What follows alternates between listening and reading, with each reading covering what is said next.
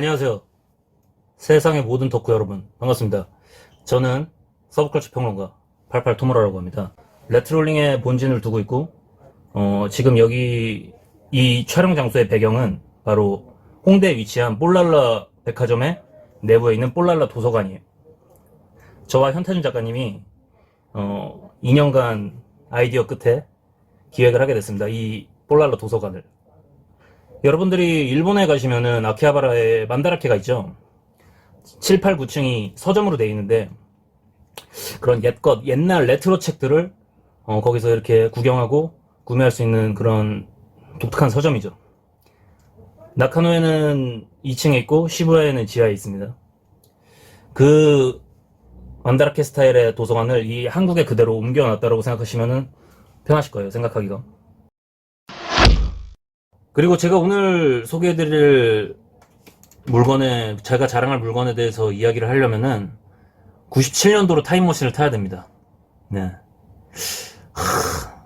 제가 살던 곳이 되게 굉장히 좀 특이한 곳이었어요. 그 지역은 믿기시진 않겠지만 서브컬처하고는 아무런 연이 없는 완전히 갈라파고스화된 지역이었습니다. 이상한 오락실 같은 게, 그러니까 초대 오락실이죠. 우리가 생각하는 진짜 딱 스트리트파이터 2가 딱 나왔을 때 형성되었던 우리나라 대한민국의 오락실, 딱 그 형태가 유일하게 있는 마트 상가의 지하에 딱 위치해 있었습니다. 그리고 그 바로 옆에 비디오 가게가 있었고요.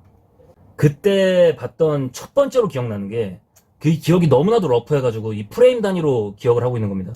감안해서 들어주세요.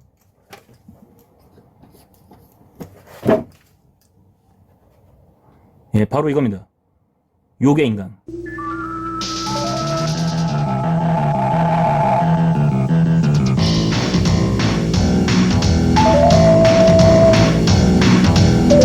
어둠에 숨어서 살아간 우리들은 요괴 인간들이라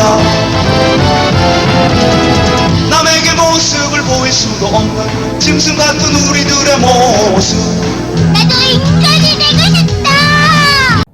요괴 인간이 제가 처음으로 봤던 그거예요. 처음으로 봤던 컨텐츠입니다.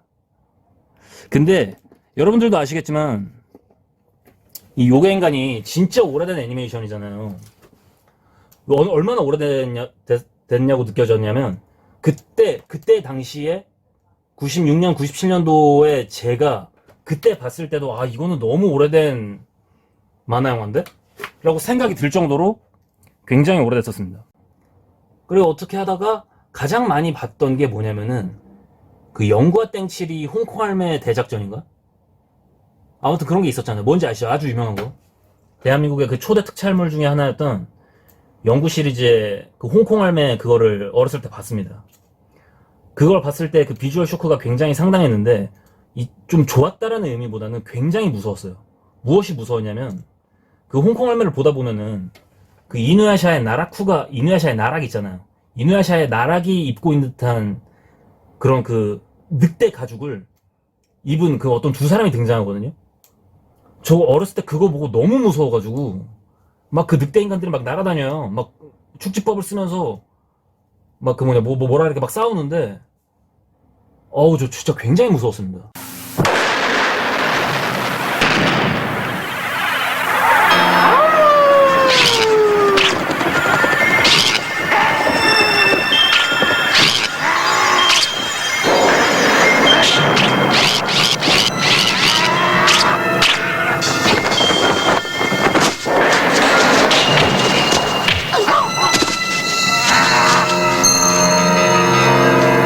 근데 그때 유일하게 좀 뭔가 호감적으로 다가왔던 그 컨텐츠가 하나 있었는데, 그게 뭐였냐면은, 수업이 전부 다 끝나고 하교를 할 때쯤에 이 그 교문 앞에서 맨 어떤 아저씨가 뭘 뿌리는 거예요, 초등학생들한테. 그러니까 뭘 뿌리는지 한번 가서 봤는데, 이런 카드 안에 게임 캐릭터들 그림이 그려져 있는 거예요. 그게 뭐였냐면은 아마도 버추어 파이터였습니다. 제가 알기로는 버추어 파이터 1이 94년도인가 3년도에 나왔는데, 어쨌든 제가 초등학생 때는 90년대 중후반이죠. 그때 그 카드를 보니까 여기다 전화를 걸면은 그 뭔가 게임을 할 수 있는 거였어요. 근데 그게 지금 MZ 애들이 이걸 들으면은 와 무슨 뭐 그런 게 다 있냐라고 얘기를 할 텐데 그때 당시에는 저는 그게 정말 재밌었습니다. 그 카드에 그려져 있는 버추어 파이터 그 아키라나 막 그 제키 막 그런 그림을 보면서 이 버튼을 누르면서 뭔가 게임을 하는 거였거든요. 그러니까 그 나라라 코바의 재미라고 할 수 있는 거, 전 컨텐츠라고 할 수 있는 거죠. 여기서 발전된 게 그 코바였고 2번은 점프, 그리고 8번은 정지, 마지막으로 보물을 잡으실 때는 5번을 사용하시면 됩니다. 아시겠습니까? 네, 잘해주시기 바랍니다. 시작합니다. 달려라, 코바! 아무튼 정말 재밌었고 전화 요금이 이렇게 나와가지고 엄마한테 두들겨 맞고 98년도에 바로 이게 나왔습니다.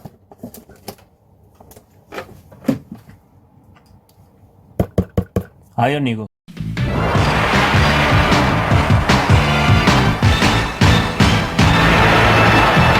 바람이 날리는 쓸쓸한 경주다. 강철 심장 고동치는 미래 영웅들. 이 아이언 리거가 기억이 나요. 이 장난감이 그때 당시에 굉장히 시선을 끌었습니다. 저의. 그만큼 이게 비주얼적으로 이 패키지 아트가 임팩트가 셌고 이 로봇들이 멋있잖아요. 굉장히 그 건담이나 슈퍼 로봇, 그 리얼 로봇 계열하고는 다른 그런 뭔가 좀 약간 뭔가 이렇게 휴머노이드틱한 그런 이 디자인이 저를 굉장히 사로잡았습니다. 네, 바로 이겁니다. 코로코로입니다. 1989년 8월 제 생일에 나왔던 코로코로를 갖고 나왔습니다. 이게 바로 제가 오늘 자랑할 저의 아이템이에요.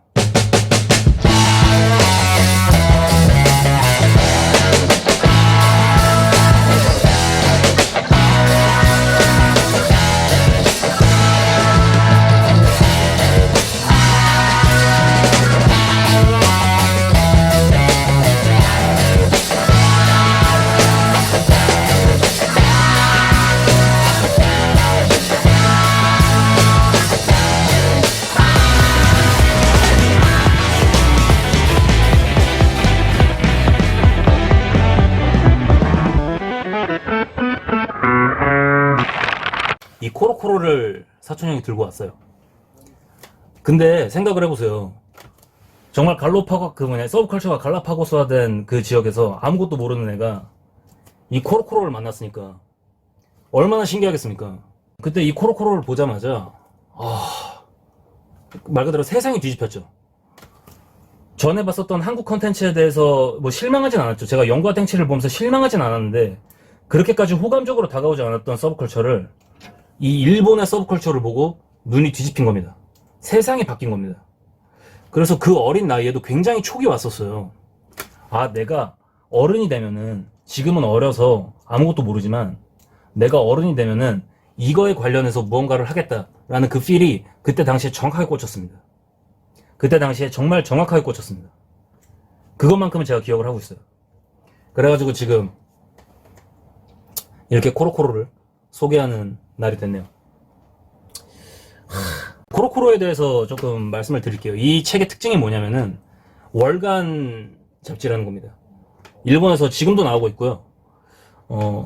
일본의 국민 캐릭터죠. 도라에몽과 그리고 포켓몬스터의 피카츄 이런 것들이 처음 소개된 아동 잡지라고 할 수 있습니다. 아동 소년 만화 잡지.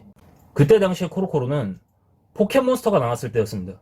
96년도에 그 게임이 나왔으니까 그 게임이 출시되기 전에도 이미 코로코로에서는 그때 한국에 있지도 않은 포켓몬스터를 정말 일찍 그 일본의 리얼타임으로 이 한국에서 봐왔으니까 비주얼적으로 얼마나 쇼크가 컸겠어요. 그때 한국 서브컬처를 영과 땡칠이나 그런 뭐 여러가지 그 한국 특촬로 접한 저에게는 그렇게까지 호감적이지 않은 그런 서브컬처를 다시 눈뜨게 해준 작품입니다. 바로 이 월간 코로코로가, 일본의 월간 코로코로가 지금의 저를 있게 한 거죠. 그때 당시에 봤던 우리는 챔피언의 오리지널 캐릭터들,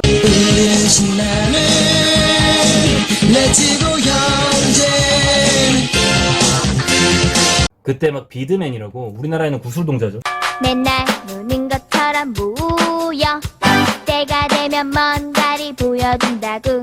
정말 그 어린 나이에 갈라파고스화된 불모지에서 자란 소년에게는 말 그대로 문화 충격이란 것이 어울릴 정도로 굉장한 컨텐츠를 담았던 게 바로 이 코로코로였습니다. 현재도 나오고 있는 이 코로코로가 예전 추억을 상기하고 싶은 그런 어른들에게 이 옛날의 추억을 되살리고 싶은 형님들이 있을 거 아닙니까? 저처럼. 그런 사람들을 위해서 이 코로코로가 코로코로 아니키라고 잡지를 새로 퍼블리싱을 하게 되는데 그게 바로 이겁니다. コロコロ兄貴春号はマシン英雄伝渡る書き下ろし特大ポスターに復活特別漫画。兄貴どうしたごコロコロ兄貴第4号藤子不二雄 A 先生大特集だ。漫画家20人がトリビュート。充実のミニ四駆はダッシュ4クロに爆走兄弟レッツエンド4だな。カードゲームも熱いぜ。マリオさんコロコロ兄貴第4号発売中。 코로코로 아니키라고 써져 있죠. 이렇게 옛날 그 코로코로의 팬들을 위해서 이렇게 리메이크를 해주고 있어요. 이 캐릭터가 이겁니다. 참고로 이 작화는 그 샤몬킹 작가가 그린 겁니다. 히로유키 타케이 작가가 리메이크를 한 작화예요. 달려라 부메랑의 캐릭터를 현 시점으로 와가지고 리파인을 한 거죠. 국내에서는 그 월간 팡팡으로 이렇게 프랜차이즈가 이렇게 로컬라이징이 됐거든요. 로컬라이징이 아니라 그대로 그 프랜차이즈를 카피해온 거죠. 그대로 따와가지고 월간 팡팡으로 소개가 됐죠. 이 팡팡이 바로 이 월간 코로코로를 따라한 겁니다. 예. 이 월간 팡팡에서 연재되어 있는 만화를 이 팡팡에서도 볼 수가 있었어요. 하지만 이 월간 팡팡이 그렇게 잘 되지 않았죠. 성적이 그렇게까지 좋진 않았습니다. 처음에는 폭발적이었습니다. 저희가 초등학교 4학년, 5학년 때까지만 하더라도 그러니까 그때 밀레니엄 시대에 이 팡팡이 잘 팔렸던 걸로 알고 있어요. 그때 당시 이 팡팡이 연재되었던 게 지금 보이시는 이 무술소녀 꼬망은 이 팡팡이 아주 그냥 국내 컨텐츠로는 간판 스타였고 그때 당시에 에그몬스터 그리고 뭐 여러가지 뭐 포켓몬스터 포켓몬스터 스페셜도 있었나? 포켓몬스터 스페셜이 아니라 전격 피카츄라고 그때 굉장히 좀 약간 포켓몬스터의 좀 약간 성인물 같은 그런 포켓몬스터가 있었는데 굉장히 재밌었던 걸로 기억해요. 그 만화 아직도 잊지 못하고 있습니다. 그 이슬이의 몸매를. 이 팡팡이 그렇게까지 잘 되진 않아가지고 좀 약간 아쉬운데 그만큼 이 대한민국 서브컬처의 문제점이 이 옛것을 이 레거시에 대한 리스펙이 좀 약간 많이 부족하잖아요. 그게 문제여가지고 우리 현재 한국 서브컬처는 뿌리가 없는 걸로 이렇게 결론이 항상 나는데 그래가지고 항상 이 창작자들에게 강조드리고 싶은 게 뭐냐면은 이 옛것을 지키려고 노력하세요. 언제나 덕질은 기승전 레트로입니다. 기승전 레트로이기 때문에 우리의 마음의 고향으로 회귀할 수밖에 없어요. 왜 회귀를 하게 되냐면은 우리는 살면서 나이를 먹어가잖아요. 나이를 먹어가면서 심장은 차가워집니다. 머리도 차가워지고요. 하지만 우리가 뜨거웠던 가슴을 가졌던 그 소년의 시절을 우리는 계속 지켜나가려고 하는 거예요. 바로 그 시간을 잊지 않기 위해서 우리는 계속 덕질을 해야 되고 그 덕질에 대한 내가 예전에 했었던 옛것에 대한 레거시에 대한 리스펙트를 계속 지켜나가려고 해야 됩니다. 여러분들이 항상 지켜왔었던 그 취미에 대해서 더욱더 사랑하시고 애정하시고 표현해 주시기 바래요. 그래야지 우리가 뿌리가 생길 수가 있고 이제부터 시작인 것입니다. 여기 홍대는 한국 서브컬처의 뿌리가 될 것입니다. 곧 우리도 이 일본의 아키하바라가 생기는 지역이 바로 이 홍대가 될 것입니다. 아무래도 이 볼라라 도서관은 제가 기획하고 전시를 하는 공간이기 때문에 저의 책들이 전시되어 있는 볼라라 도서관에 많이 오셔가지고 옛 추억을 상기시키면서 반추하시면서 내 마음의 서브컬처의 고향을 다시 오픈하셔가지고 동심을 끝까지 지켜나가시기 바랍니다. 굉장히 좋은 책들이 많기 때문에 여러분들이 즐거운 취미 라이프를 즐기실 수 있을 거라고 저는 확신하고 있습니다. 여러분들은 취미가 뭐라고 생각하세요? 취미라는 것은 내가 선택한 아름다움이라는 말이거든요. 그 누구도 우리에게 강요하지 않았어요. 내가 선택한 아름다움이기 때문에 우리가 선택한 것을 여러분들이 지켜나가야 된다는 책임감이 저는 있다고 생각합니다. 세상의 모든 덕후 여러분, 끝까지 동심 지켜가시기 바라고요. 한국 서브컬처 뿌리가 생기길 기원하겠습니다.